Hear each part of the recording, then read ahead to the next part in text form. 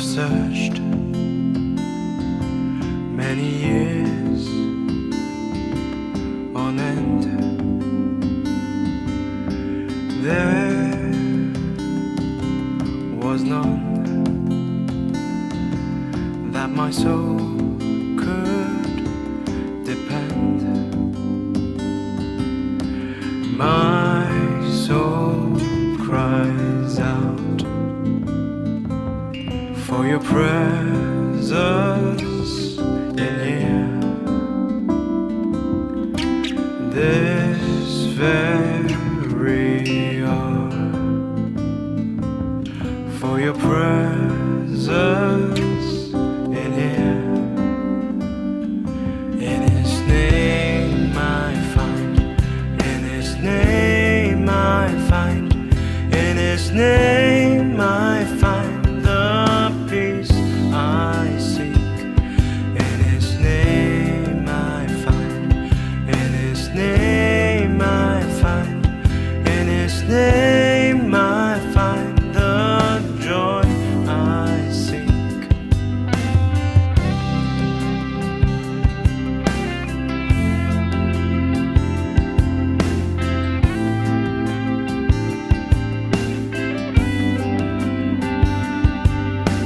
I have searched many years on end. There was none that my soul could depend. My soul cries out for your presence in here. This very hour, for your presence in here. In His name I find, in His name I find, in His name I find the peace I seek. In His name I find, in His name I find, in His name I find the joy I seek. In your presence I am free from the chain that has bound me.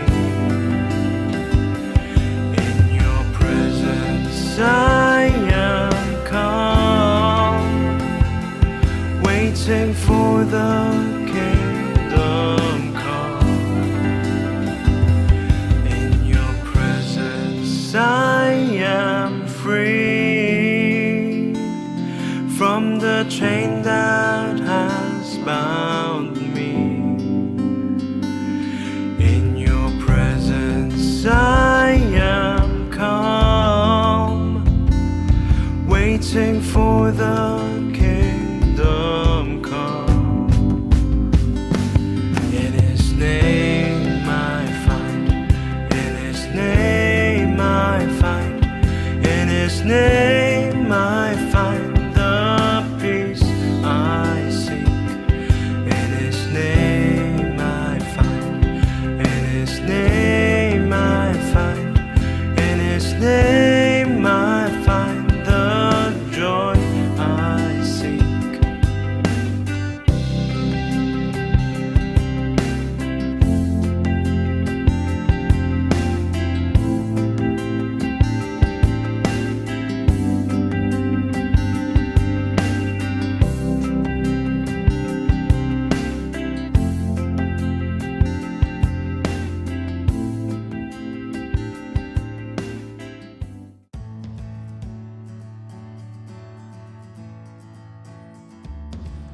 Halo teman-teman. Nah, jumpa lagi di dalam channel ini.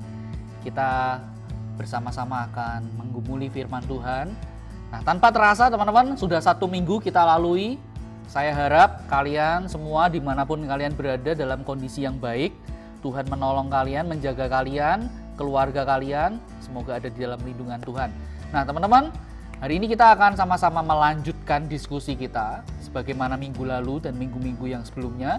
Kita minggu lalu telah membahas Filipi pasal yang pertama. Nah pada sore hari ini kita akan membahas Filipi pasal yang kedua. Nah bersama dengan saya kali ini tidak ada Mr. Palguno, tetapi ada Cilisma. Nah, bisa kasih sapaan dulu ke teman-teman yang ada di rumah. Halo teman-teman di rumah, semoga kalian masih betah di rumah dan tentu saja masih tetap mengikuti persekutuan SNB kita bersama di hari Sabtu jam 5 sore. Nah teman-teman, saya sekarang mau ngetes Cilisma ya. Kalau minggu lalu saya sama Mr. Pal sudah berdebat ngalor ngidul ya. Semoga ada kejelasan, teman-teman bisa paham. Nah kali ini saya mau ngetes Cilisma, kira-kira dia ngerti nggak sih apa yang saya sama Mr. Pal obrolkan kemarin. Dan saya juga mau ngetes kira-kira Cilisma ini nonton nggak ya channel Stadion Next Generation ini. Jangan-jangan Cilisma ini fakir kuota, jadi dia nggak nonton. Nah saya mau tes. Ayo, minggu lalu saya sama Mr. Pal membahas apa nih? Membahas tentang, kalau nggak salah ingat tentang ada soal mati, hidup itu. Wah menarik itu. Maksudnya apa? Bisa dijelaskan nggak? Nanti siapa tahu ada tambahan yang menarik ini dari Cilisma. Tambahan menarik sih nggak ada. Kalau seingat saya, poinnya yang saya nangkap adalah orang Kristen jangan takut mati. Nah, Kalau lanjutannya saya nggak tahu, karena Oke. saya lebih excited sama komen-komen live chatnya itu. nah teman-teman, ayo aktiflah ya. Sambil nonton, teman-teman bisa saling berinteraksi di kolom komen di bawah ya. Oke. Nah itu tadi menurut Cilisma pembahasan minggu lalu yang beliau sudah tangkap teman-teman. Nah bagi teman-teman yang saat ini lagi nonton tapi minggu lalu entah karena ada satu atau lain hal tidak sempat nonton, teman-teman bisa ulangi, bisa lihat masih di dalam channel ini diskusi saya dengan Mr. Pal minggu lalu. Kita kemarin bahas pasal yang pertama. Nah hari ini kita akan masuk pasal yang kedua. Kita akan bahas apa yang menarik dari pasal yang kedua ini. Nah menurut Cilisma kira-kira ada sesuatu yang menarik nggak yang kita bisa diskusikan pada saat ini? Ya, banyak sih Mister, tapi saya lebih tertarik pada ayat yang kelima sampai ke-8. Oke. Coba kita baca. Bacakan ya. Filipi pasal 2 ayat 5 sampai ke-8. Hendaklah kamu dalam hidupmu bersama menaruh pikiran dan perasaan yang terdapat juga dalam Kristus Yesus, yang walaupun dalam rupa Allah tidak menganggap kesetaraan dengan Allah itu sebagai milik yang harus dipertahankan, melainkan telah mengosongkan dirinya sendiri dan mengambil rupa seorang hamba dan menjadi sama dengan manusia. Dan dalam keadaan sebagai manusia ia telah merendahkan dirinya dan taat sampai mati, bahkan sampai mati di kayu salib. Oke, semikian jauh kita membaca firman Tuhan. Nah teman-teman di rumah, bagian yang tadi dibaca sama Cilisma ini menjadi satu bagian yang di sepanjang sejarah juga menjadi perdebatan. Ahli-ahli Alkitab juga seringkali memperdebatkan bagian ini.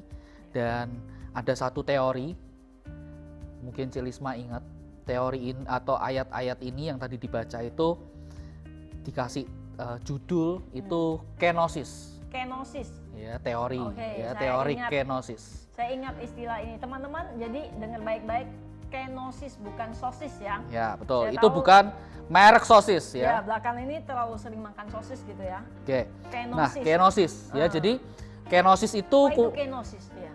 kenosis itu secara sederhana ini dari bahasa Yunani ya ekenosen. Ekenosen. Nah, kata dasarnya itu adalah kenoo. Nah, itu secara sederhana berbicara tentang tindakan Yesus. Tindakan ya, Yesus. yang secara aktif mengosongkan dirinya. Nah, teman-teman bisa lihat di ayat yang ke-7. Nah, tadi Cilisma membaca. Nah, kita lihat ayat yang ke-7. Di sana ada satu frasa. Ya, frasa inilah yang digunakan untuk judul itu tadi, kenosis ya. frasanya itu mengosongkan dirinya sendiri. Satu tindakan aktif yang Yesus lakukan, terus-menerus dilakukan, mengosongkan dirinya. Ya, dalam arti seperti ini. Yesus itu ketika Yesus datang berinkarnasi di dalam dunia ini, ya, dia datang dunia ini. Yesus adalah sebagaimana yang kita imani, 100% Allah, 100% manusia. Yesus bukan cuman 100% manusia tok, tidak, tapi dia hadir dalam dunia ini dengan seluruh atribut keilahiannya dia. Dia Maha Tahu, Yesus Maha Kuasa, ya kan? Yesus juga bisa atau menjadi pihak yang layak untuk mengampuni dosa manusia. Nah, jadi betul, Yesus itu datang dalam rupa manusia, tapi jangan lupa Yesus juga adalah Allah. Nah, berbicara tentang kenosis ini, bagaimana Yesus mengosongkan diri, itu berarti bahwa bukan secara bentuk, ya, bukan secara formnya, tapi maksudnya yaitu tadi, bukan cuma datang dalam rupa manusia atau keilahiannya Yesus tinggalkan, tidak, ya, tetapi berbicara tentang bagaimana Yesus itu tidak menganggap kesetaraannya dengan Allah itu sebagai sesuatu hal yang harus dipertahankan. Ya kan, ayat yang keberapa tadi dikatakan? Ayat yang ke-6 ya. Yang walaupun dalam rupa Allah tidak menganggap kesetaraan dengan Allah itu sebagai milik yang harus dipertahankan. Ya, jadi bukan ngomong tentang formnya, kenosis itu bukan berbicara tentang bentuknya, tetapi berbicara tentang bagaimana ini ya. Yesus membatasi dirinya, tidak menganggap kesetaraan dengan Allah itu sebagai sesuatu hal yang harus dipertahankan. Nah, seperti itu kurang lebihnya, sederhananya. Nah, Mister, sebenarnya menurut saya bagian ini sangat relevan dengan Paskah. Nah, itu bisa dijelaskan kayak apa itu?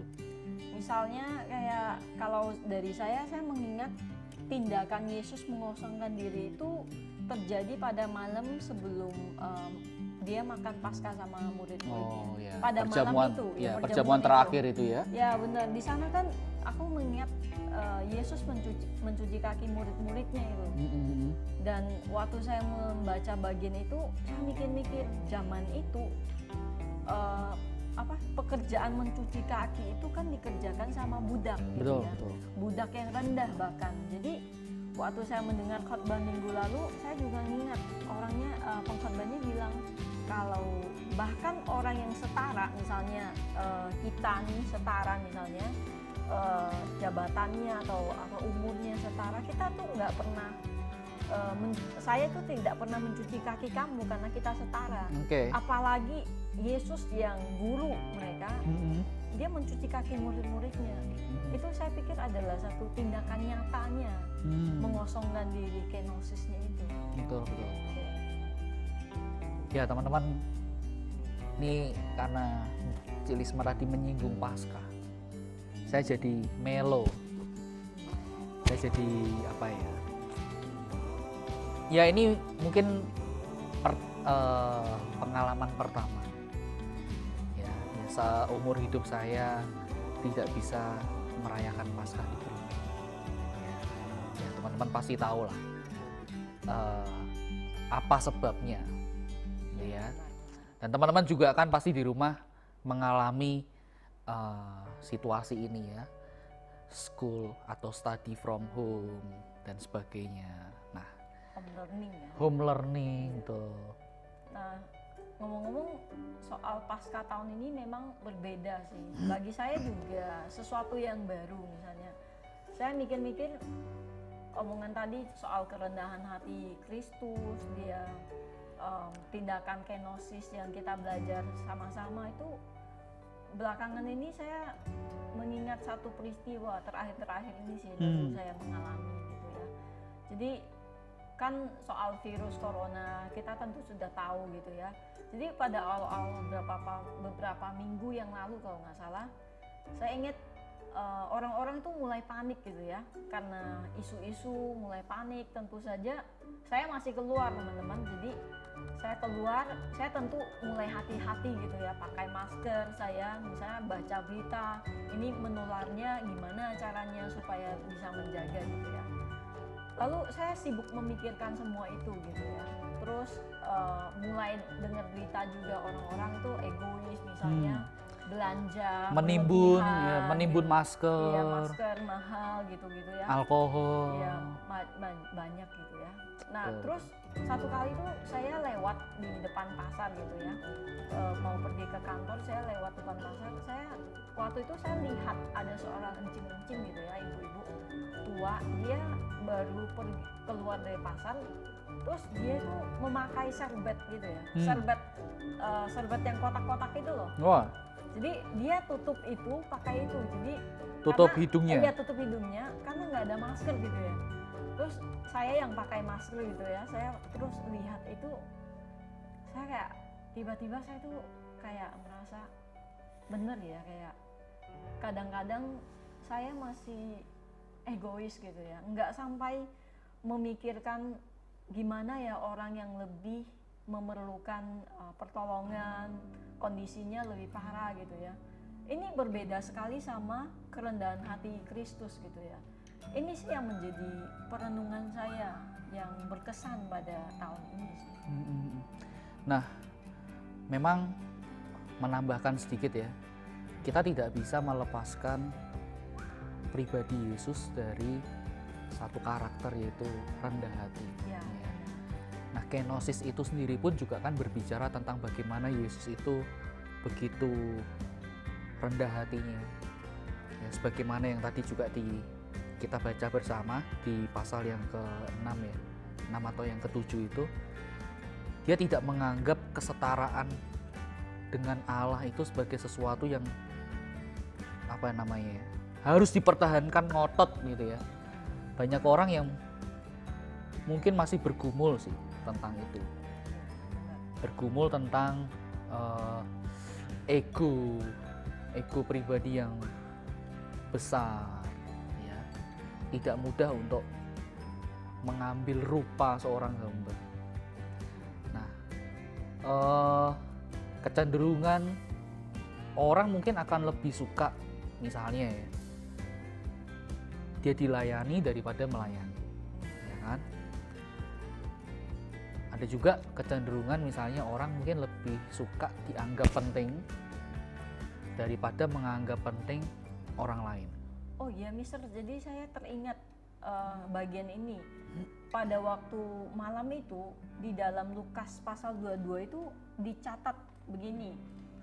Pada malam itu waktu Yesus mencuci kaki murid-muridnya, sebenarnya di Lukas 22 itu ada catat terjadilah juga pertengkaran di antara murid-murid Yesus, siapakah yang dapat dianggap terbesar di antara mereka. Nah, Jadi ini. kayak ini sangat menggambarkan situasi kita sih. Iya, betul.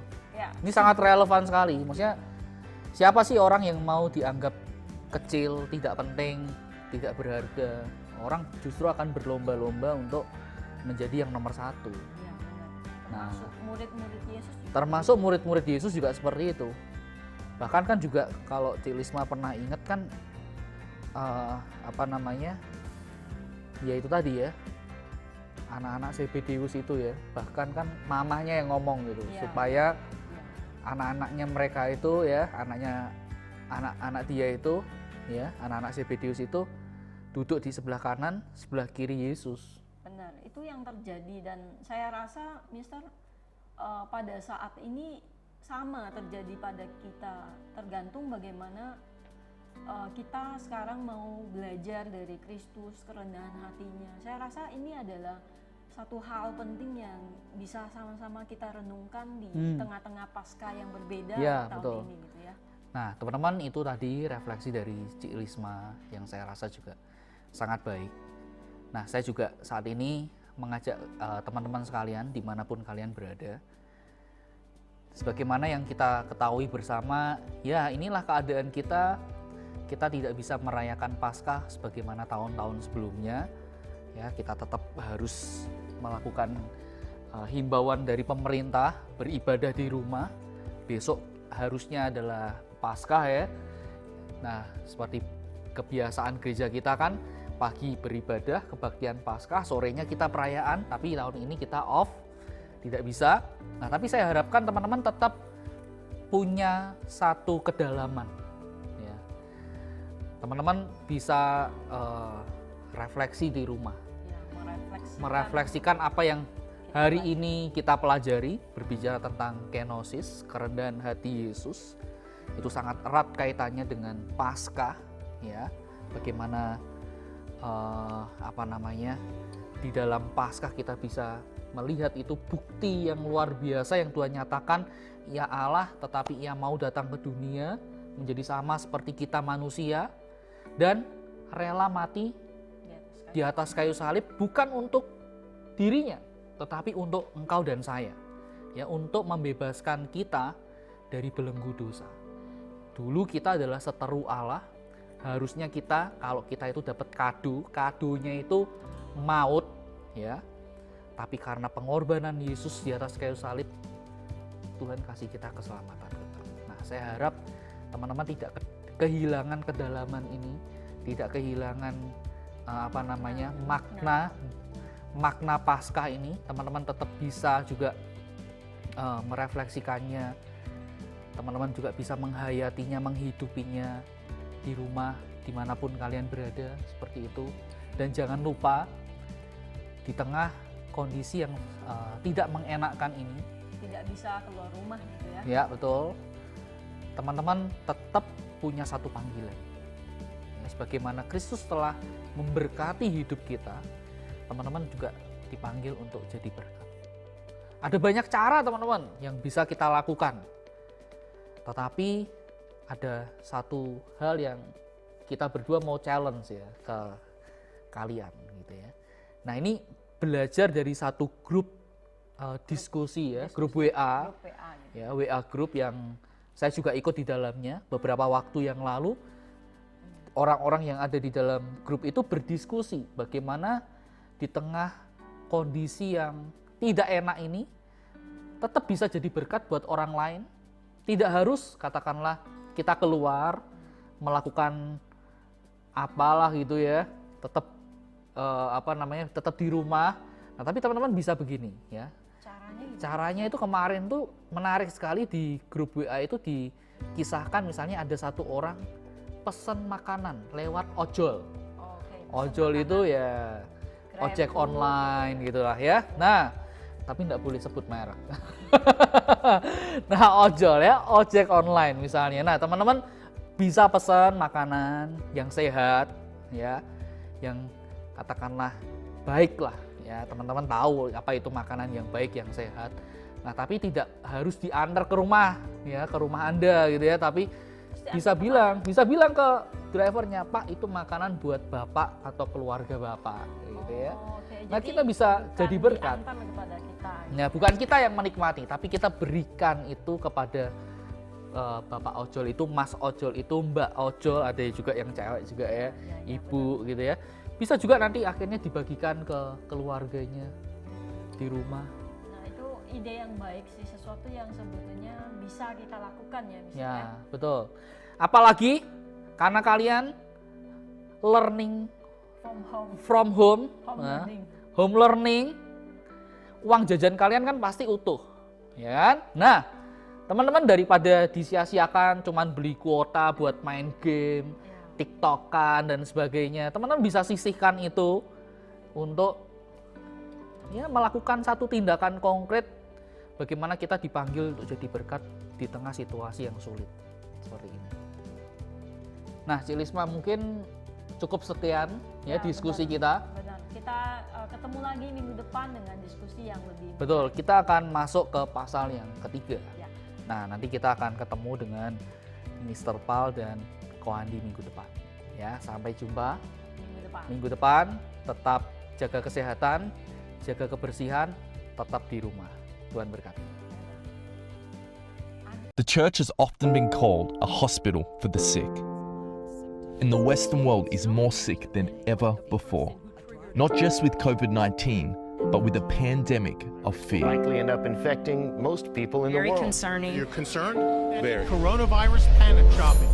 Yet for the first Sunday in history, many church buildings look like this. Virus has church after church Dozens canceling cancel services. Sunday services because of the Churches outbreak. will be suspended. What does this mean for the church and for the world? If the church is a building, then what happens when they're closed? If it's an event, then what happens when they're cancelled? And how do we respond in a world that has never looked so shaken? But could this actually be the church's finest hour? To be what the Bible calls us to be? Because the church isn't a building, and it's not an event. You see, even in the midst of this unprecedented global pandemic, I just want one pack. this is the church. There's no toilet paper in the entire store. We are handing out toilet paper. God bless you. Thank you very much. In the midst of the fear, this is the church. In the midst of isolation, Need to talk about boredom. this is the church. The church is awakening. The church is resilient. The church is adapting and discovering new expressions for the gospel to reach further than ever before. We've got a total lockdown. Our church, we're going to gather over Zoom, and then we're actually going to FaceTime our friends and family and share the gospel. I'm checking to see if my neighbors need supplies or prayer, and I'm also using Facebook to reach out to those that I can't get to. Riding home on street corners. Where fear seems to be crippling, there is a hope in Jesus Christ. Everyone can do this right now. Be the church. In a troubled world that needs Christ, it's time to be his hands and feet. Christians, it's time to be the church.